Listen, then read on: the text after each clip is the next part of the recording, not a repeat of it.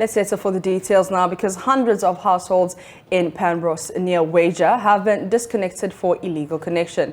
The Electricity Company of Ghana also discovered over 1,000 more illegal connections in the area during the exercise on Wednesday. According to ECG, it had also retrieved some 40 meters during the operation. Earlier on Tuesday, the ECG disconnected Electrochem, floor cell farms and a range of businesses in the Ada enclave over debts.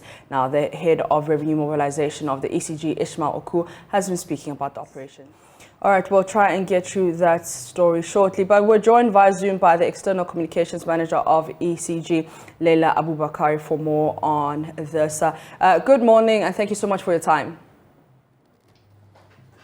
Thank you for having me, Joy.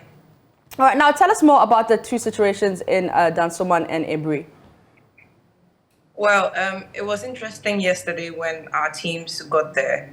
I think from the video that has been going around, you'd realize that most of the households in Riaboman, which is also in an area they call Pambros because it's near the Pambros Salt Company in Dansoman, most of these houses have bypassed the meters that have been installed there, and they're using electricity for free. It's abysmal, and it's so blatant that the word for the day yesterday was wow, because everyone kept exclaiming about how much power is being stolen, and in such a blatant manner.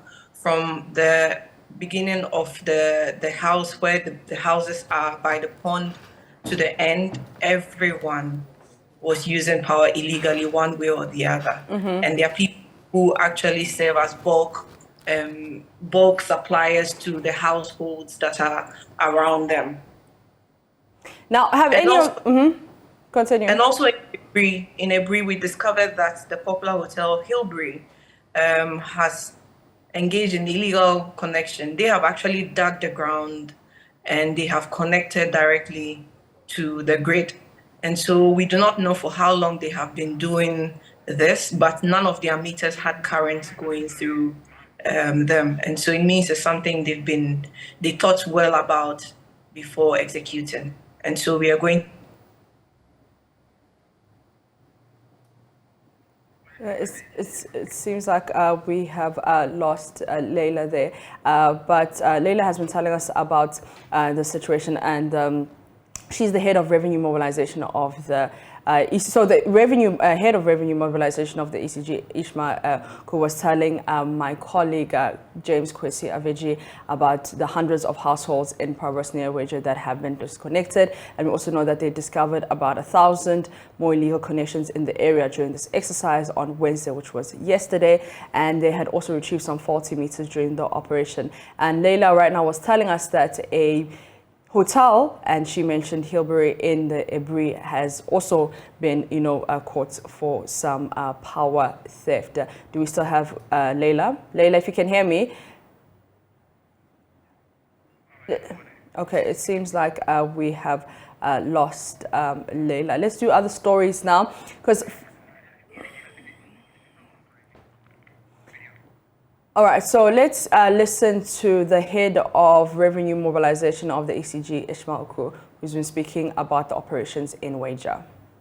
Today we went to Riaboman at the Botiano district. Our presence there today is in connection with our 2020 revenue mobilization drive. Last week, when our guys went round, they came up with some details of some illegal connections around the neighborhood. So today we were there to actually sweep the entire community. And as you witness, almost every house has an illegal connection.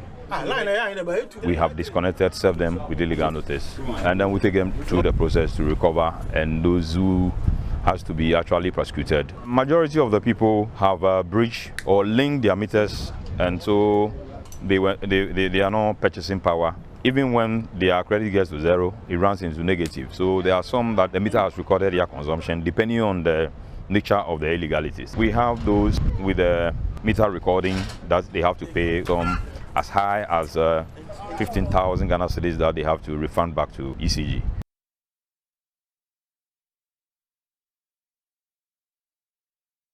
Let's go to Parliament now, because leadership of both the minority and majority caucus are making last-ditch efforts to reach an agreement on 3 tax measures which came with the 2023 budget but are yet to receive approval. Now, the income tax amendment, growth and sustainability levy and excise amendment bills are outstanding 3 months into the budget year. The President, his Finance Minister and the Central Bank Governor have all been urging Parliament to approve the measures as they are a prerequisite to getting an IMF bail. Parliamentary Affairs correspondent Kweku Asante joins us with details. Kweku, what is the state of affairs? Do we have confirmation if they'll be taken today?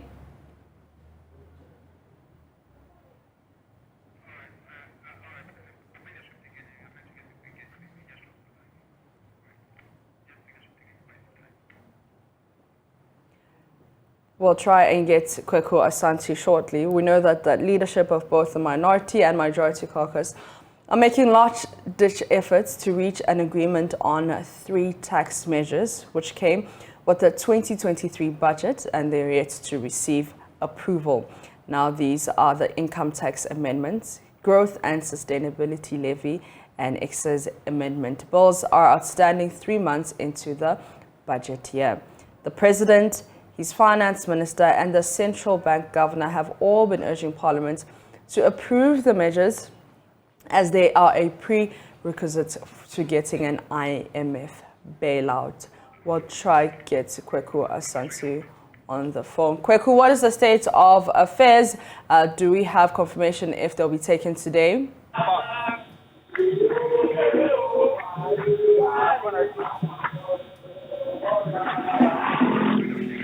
Kweku, if you can hear me, what is the state of affairs? Well, so some people are picketing here in Parliament. Their understanding is that they want Parliament to approve these 3 tax measures. They are around, they are picketing. Some of the comments they've made, I'll try and get some of them to see if we can get exactly what their concerns are. But they are right here in front of the conference center, in front of Parliament, sharing their concerns as to why they want Parliament to. Can I say some of you? Yeah, so, I mean, why do you want Parliament to pass this tax measure? You are dying.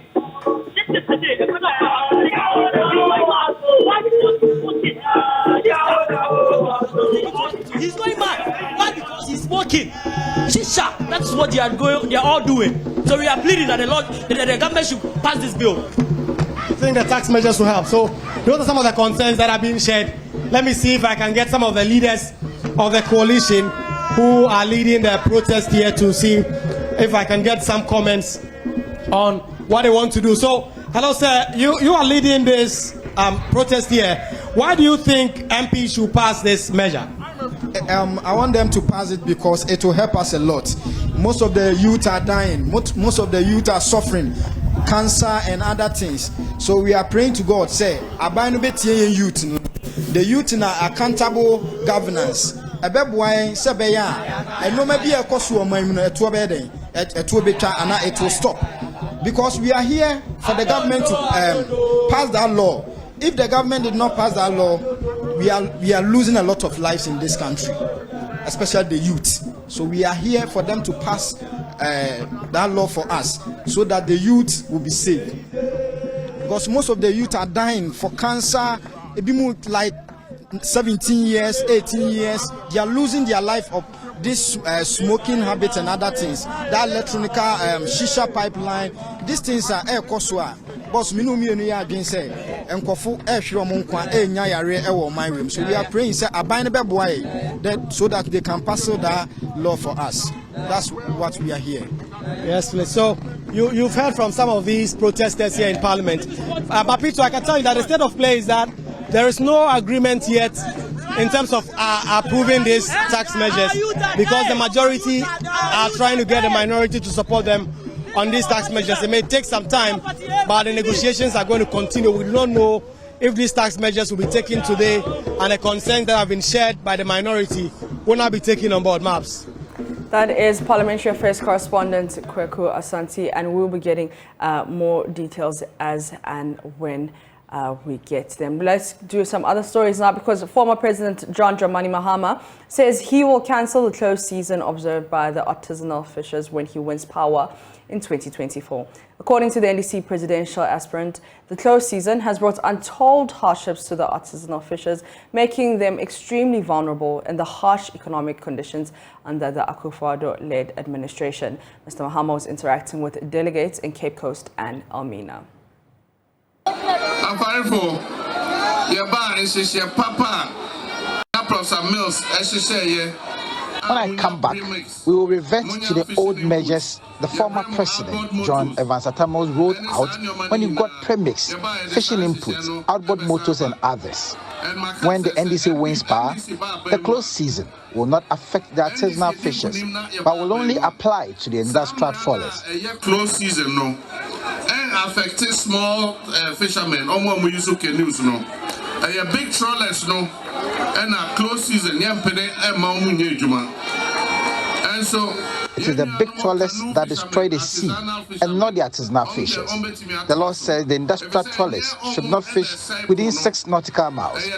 But when we are at the shore, you clearly see them doing that. 6 nautical miles, and so no one will say within 6 nautical miles. During our time, we made the Ghana Navy chase them away. But now they break the laws with careless abandon. When we come, we will ensure that all these are catered for. It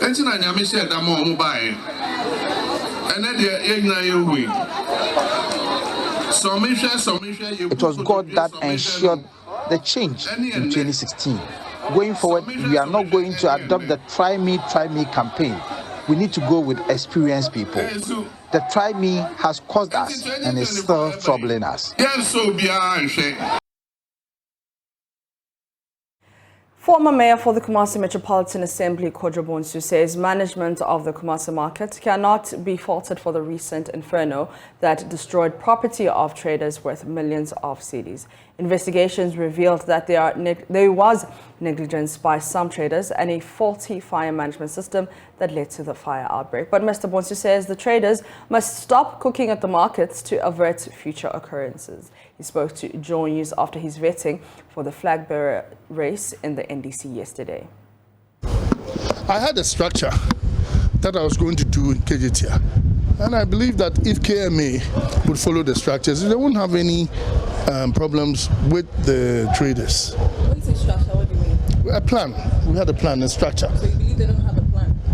No, the plan as to how to handle the people, handle the stores, what you let them do, and everything. It's a whole plan. And I believe that if we follow that, it won't create any problem. So thank you very much. Are you saying it was a maintenance failure on the part of those who are managing it? No, the fire that you engulfed the bank, you couldn't say it's a maintenance failure. I hear there was some carbide and some fire and something that brought the fire. So you cannot blame management for that. All I don't like is that, as I say, Nkrofo Kejetia ejum hono obi ajai eja ene aduane a omnu awo ejum no.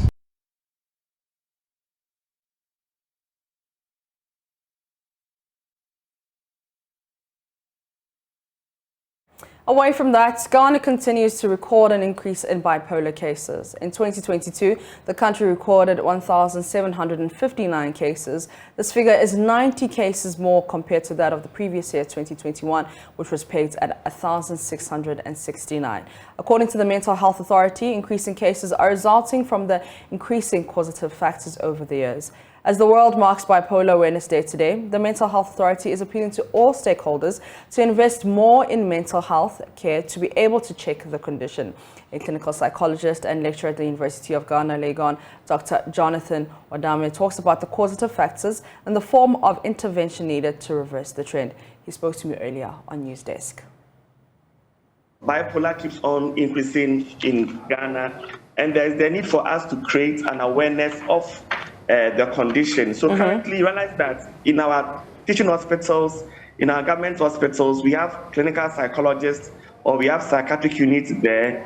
So when you have anybody you think is having issues of bipolar, you can go to those outlets with the person, or the person himself, if the person thinks that he needs some form of intervention or treatment, may go to a facility and he or she will be attended to professionally. Okay, as you mentioned earlier that, people suffering from bipolar are predisposed to suicide tendencies. Now, recently, in Parliament, they have decriminalized attempted suicide offences. What do you make of this latest development? Yeah, I believe that, you see, most of the time, it is the lack of knowledge that people have, and also some of the issues that people may be going through in life that they think that they can't bear, or it becomes unbearable for them. And I always say that suicide isn't an option. So there's a need for people to seek for help. If you have any friend or anyone who has attempted suicide, or even if yourself you are thinking of committing suicide, there's a need for you to instantly or immediately seek for professional help. And most of the time, literature has indicated that people who may commit suicide may be going through all kinds of depression and anxieties in their life. So there's a need for the awareness to be created. I believe if people are made aware of what causes suicide and even how to know the signs of suicidal behaviors, it will really help. And there's always light at the end of the tunnel. And if I say suicide is not an option, what I want to say is that whatever you are going through, you have to address the problem. Whatever the situation is, there's always hope. There's a statement that whenever there's a way or there's a will, there's a hope. So I believe that in as much as you want to commit suicide, you wouldn't solve the problem. Supposing you are going through marital issues in your life and you want to commit suicide, embarking on suicide wouldn't solve the problem. The issue will still be there. So I would say that there will be the need for people to always address their fears and to seek for proper advice and counseling. And I believe that success will be their story. Participants at a capacity building workshop on strengthening community systems for protection from sexual and gender-based violence and HIV and TB say the laxity of law enforcement and punishment serves as a motivator for culprits. According to them, besides the continuous education among others, very little progress would be made in eradicating sexual and gender-based violence since perpetrators are emboldened without the law taking its full course. Precious 74 has more. The capacity building of community-level stakeholders on how to handle sexual and gender-based violence and HIV and TB cases was a collaborative effort between the Ministry of Gender, Children and Social Protection and the Christian Health Association of Ghana. The two-day program in Sunyain brought together community and religious leaders from the Bono East and Ahafo regions, with stakeholders including DOFSU sensitized on the signs, preventions and remedies available for victims. Eric Ohini-Jan is the leader of CHAG in the Middle Zone. He explains how sexual and gender violence impacts HIV and TB patients. If a woman is tested positive and the man is made aware and the man started beating her or starving her or psychologically abusing her because of the HIV, that's where CHAG comes in. The stakeholder meeting to engage those who matter in the society so that they send a message across that HIV is not a death sentence, TB is not a death sentence, and anybody who is affected or infected, there's a solution to that. So they should embrace them and then make them happy to take their medications. Bono Regional Director for Gender, Joyce Linadi, says the situation is widespread and embedded in the way of life. She expects more from community leaders. We've heard of intimate partner abuse. We've also heard of rape, defilement, and so it is prevalent. It is everywhere. But the truth of the matter is that sexual and gender-based violence issues are mostly embedded in our culture. But we have to draw people's attention that these things are against the laws of Ghana. So they must work around to see how they can curb the situation of how we see sexual and gender-based violence issues as normal. The religious leaders are the ones that lead the crowd. So we are expecting that as they've come to get this knowledge on sexual and gender-based violence, they make sure that their congregants are able to hear the message. Participants at the capacity building say besides education, among others, the enforcement of laws against perpetrators of sexual and gender-based violence needs to be rigid to deter potential culprits. These are our lawyers too. They should come out. If it is wrong, it is wrong. They shouldn't say evidence, bring this, bring that. If you are caught, life sentence, then we should be rigid on our laws. And if all these things goes on well, I believe a lot of changes will come on our way. Even how many of such people have been imprisoned? There are a lot of them. They have been arrested and prosecuted, but how many of them go to prison? How many of them are really punished for what they have done or what they do? They are almost always set free. But if you castrate them, I think that will be enough lesson for others to learn. Precious Semevo, Joy News, Sunyai. There is looming danger in Tarkwa as local miners ignore warnings to use an old shaft located within Goldfields, Ghana's active mining zone for community mining. Already, similar shafts taken over in the Akun community are sinking people's homes due to blasting in the underground mines beneath the town. Some local leaders are also disputing community ownership of the small-scale mining schemes. Love FM's Rasta Saradonko has been visiting some of these sites in the Tarkwa community and now reports. Tarkwa, an old mining town, is dotted with age-old underground shafts. Two of them, the Fanti Mines, an old deep shaft mine on the hilly outskirts of the town, and the Akun Mines, have been taken over and converted into government-sanctioned community mining schemes.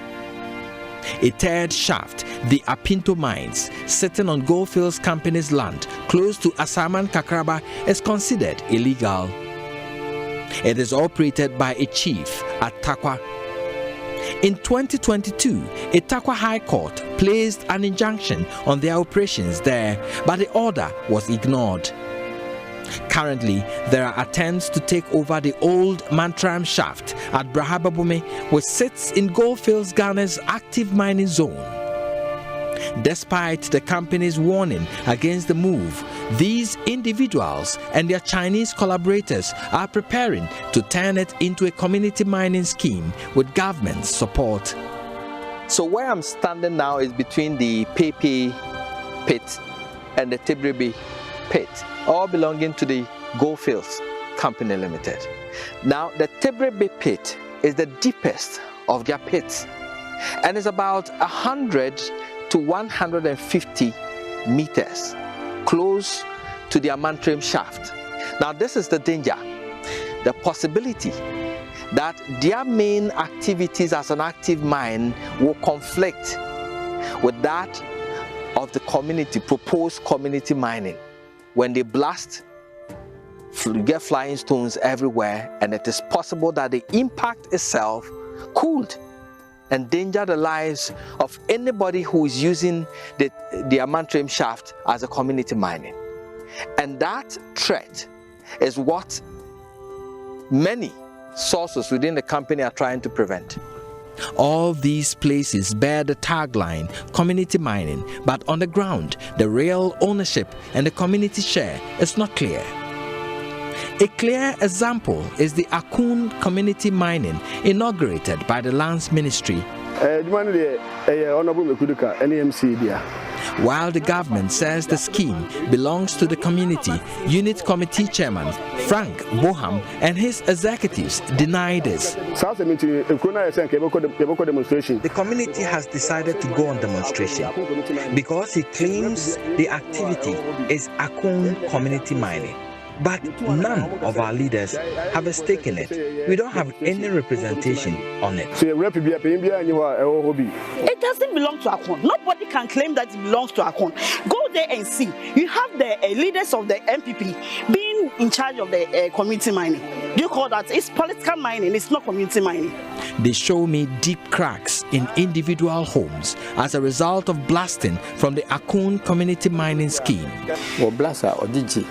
When they blast, it shakes the building. That is what is cracking this building. You see the line of the crack from here to that end.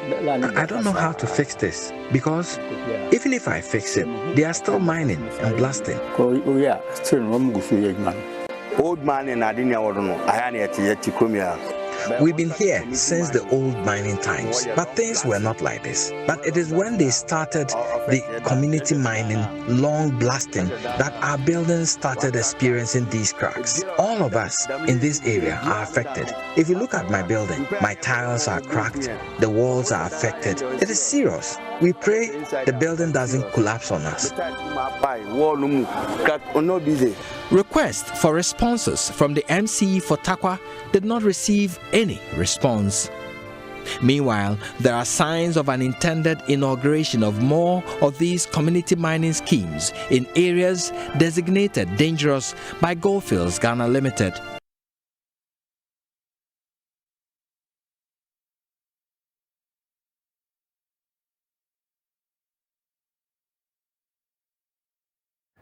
Managers of the Disabilities Common Fund in the Bunkpurgu and the Nakpanduru districts in the Northeast region have cautioned beneficiaries against the misappropriation of the supports they receive from the program.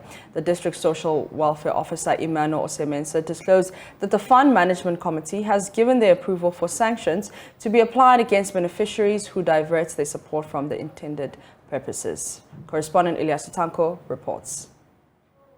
73 beneficiaries out of 106 applicants received various support from the fund disbursed by authorities of the Bunkpurgu Nakpanduru District Assembly. These beneficiaries were described as those with the most pressing needs who were selected through intense vetting by members of the District Fund Management Committee. In his welcome address at the meeting to disperse the items, the District Coordinating Director Jacob Dindion Collan called for the judicious use of the support.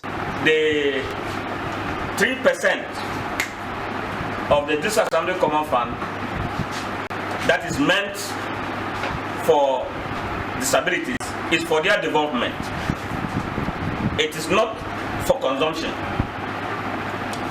And I am happy to say that the Bunkpurgu Nakpanduru District Assembly have been very diligent in disbursing the funds to meet this particular need.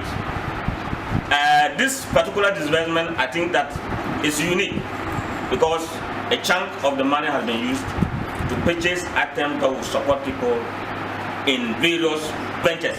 The items given to the beneficiaries included wheelchairs, hair dryers for the hairdressing venture, electric sewing machines, deep refrigerators for the sale of local beverages, as well as sachet water. Others received cash support to cater for their education and health needs. The district chief executive, Joseph Luknan, said the assembly under his leadership will continue to timely disperse the disability fund as mandated by law. Last year, January, February, we were able to disperse the fund to no less than 50 beneficiaries out of about 100 and something applicants.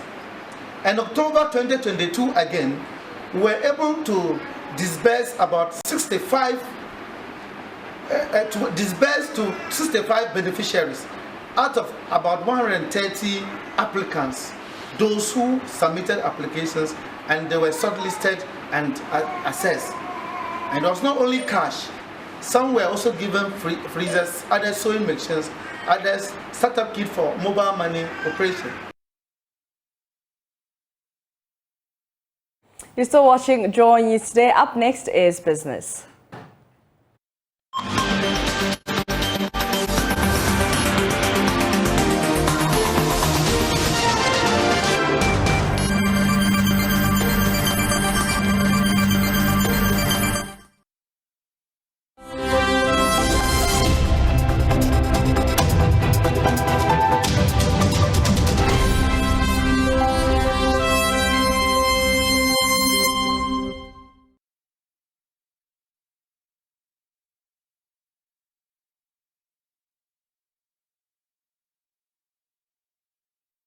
Hello, good afternoon. We do business now. I am Beverly Broom, and recovering from the shocks of the COVID-19 has been a tussle for the aviation sector. That's according to the Chief Executive Officer for Ethiopian Airline Ghana, Anile Ishetu. Speaking to Joy Business at its first night flight in Ghana, she said more investment is needed to ensure stability in the sector. Ethiopian Airline is to become the largest international airline servicing the Kotoka International Airport by frequency when the airline starts 4 additional night flights to augment its existing daily afternoon service. According to Area Manager of Ethiopian Airline for Ghana, Sierra Leone and Liberia, Anile Ishetu, the introduction of 4 additional flights to their existing 7 flights per week is to allow the Addis Ababa-based airline to connect Accra to more African destinations. Ethiopian Airlines has been in Ghana for more than 6 decades, uninterrupted service for 63 years. So this is a continuation of our commitment to serve Africa, to connect Africa together and to the rest of the world. So what makes these new evening flights different is that these evening flights will enable the traveling public to travel with more convenience and time efficiency, in a sense that a passenger departing from Accra in the evening will be same-day connected to anywhere in Africa. We have peacefully navigated through the storms of the impact of COVID. You can take simply our service to Ghana. We have never cancelled a single flight while operating during the COVID season. Rather, we have been repatriating citizens from different corners of the world and transporting as well vital medical equipment to different African cities. So recovery has not been easy. The increase in flight frequency will also allow the airline to provide more travel options to passengers on board sister airline ASKY Airlines, which seek to connect flights in Accra to various destinations in the world. Away from that, a chief agriculture policy advisor at the J. Kufuor Foundation, Abraham Juma Odum, is advocating a shift from the conventional monoculture system of farming to a polyculture system. Abraham Otu, who is credited with being one of the pioneers of the cocoa high-tech production in Ghana, believes when this is done, the country can be assured of adequate food security. Auspices of the Asante Hene, the Maiden Graphic National Development Series in Kumasi, provided a platform for experts to share ideas on the way forward to usher Ghana into food security. Abraham Juma Odum, a former member of parliament and a deputy minister of health with no agricultural background, has over the years demonstrated expertise in agriculture, serving as a policy advisor to the Competitive Africa Rice Initiative in Nigeria.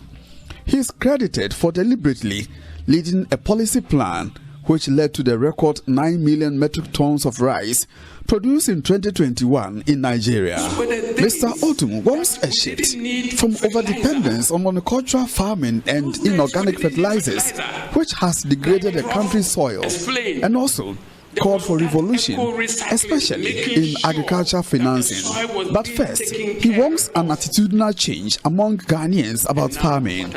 Those were the days that we didn't need fertilizer. Those days we didn't need fertilizer. Like Prof explained, there was that eco-recycling, making sure that the soil was being taken care of. And now what has happened? We were there when we were introduced to this some conventional monoculture agriculture that came to rob us of our land, destabilizing our agriculture to the extent that now, I agree, we have about 60% of the land, but we don't have the soil. The soil is highly degraded. You put in anything and nothing happens. They came with their technology, not because they love us, because they wanted to deprive us of our livelihood.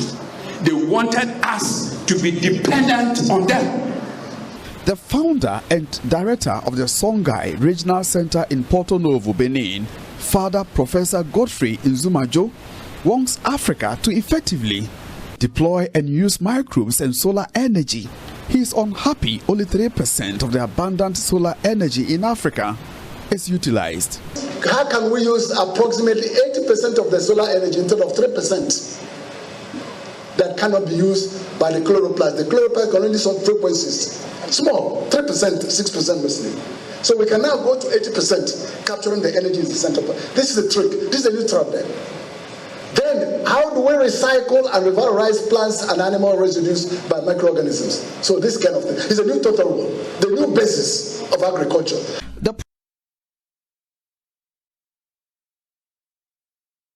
We have more business on myjoyonline.com/business. I am Beverly Brom. Next is sports.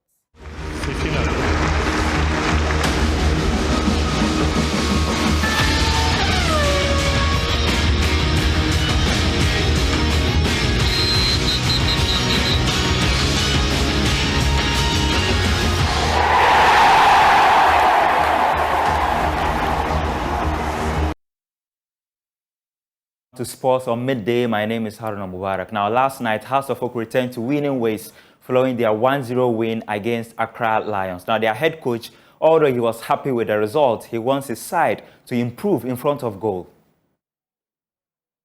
Let's talk about boxing now, because Isaac Royalston Dogbe is getting ready to come up against Robaisi Ramirez for the WBO featherweight title. He has been speaking with my colleague Nathaniel Ato on his preparation as well as his approach for the big fight.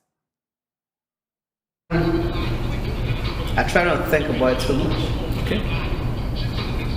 And I try to stay calm. You know, because once your mind starts racing, everyone is different. I like to stay calm. And I'm going into this fight, you know, with calm demeanor. You know, I don't have to rush my punches. I don't have to rush anything. Just take it cool. And yeah, one punch at a time, one round at a time. I know that. I know what I'm bringing into the ring. I know what I'm bringing to the table. And I know that by God's special grace, you know, once I touch him, we are looking to put him to sleep. That's it. What do you make of the, you know, what's been happening, you know, on the other side? I always like to ask about that, you know. Obviously, the training, the team, I mean, your head trainer, your assistant, everybody reviewing tapes, you know, looking at strategy. Sometimes they come back and they switch something around because they thought, okay, we looked at this fight and we thought he did this, you know.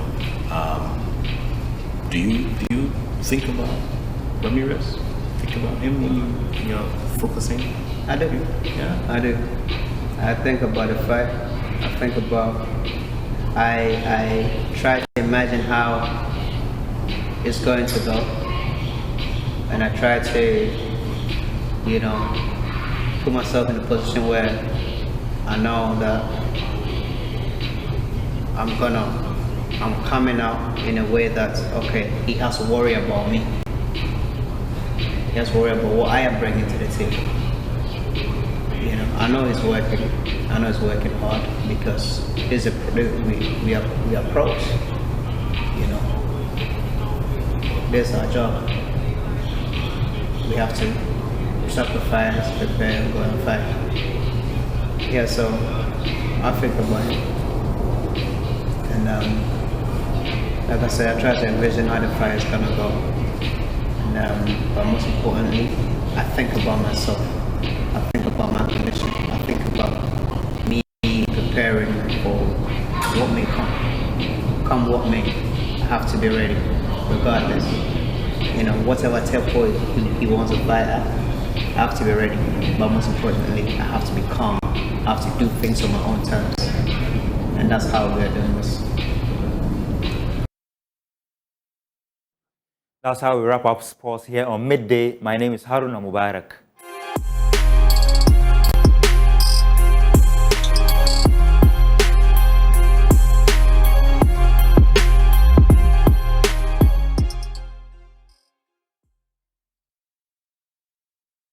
Good afternoon. Welcome to Showbiz here on Joy News today. In our stories this afternoon, popular twin photographers, Twins Dombeck, have announced they are set for a groundbreaking exhibition in Amsterdam later next month.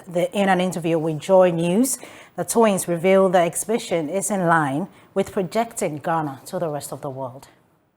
Yeah, so we have this opportunity to also exhibit some of our works in Amsterdam. So we'll be doing that summertime, somewhere first week in July. Yeah, first week in July we'll be doing an exhibition, and I think the venue, location, and everything will be coming up soon on our social media pages.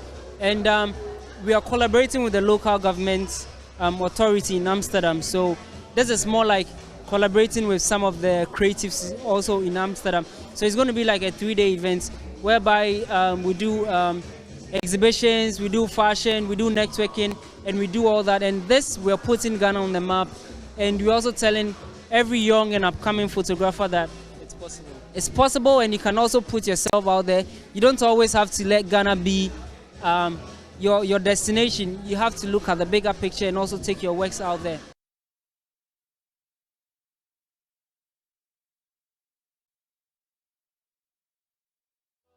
Still on Kwame Ude, he has been giving a piece of advice to prospective contestants of Joy Prime's upcoming music reality show, Cues and Lyrics. First thing, prepare the song you're going to sing. And don't have one option, have like 3 options. Sure. The songs you can sing best, the song that the key works for you. Don't go and sing a song that has too much of a high pitch that you get somewhere and you get stuck. So choose your 3 best songs. Second, gather some massive confidence. Whoever you're going to meet tomorrow is a normal human being. Don't think they're celebrities or you've been seeing them on TV, so they're so special than you are. You get there and you can't sing anymore. That's what happened to a lot of people. They'll go back home and they are singing really well. They say, you have done this there. So that's second, confidence. And 3, pray before you go. That's right. That's it.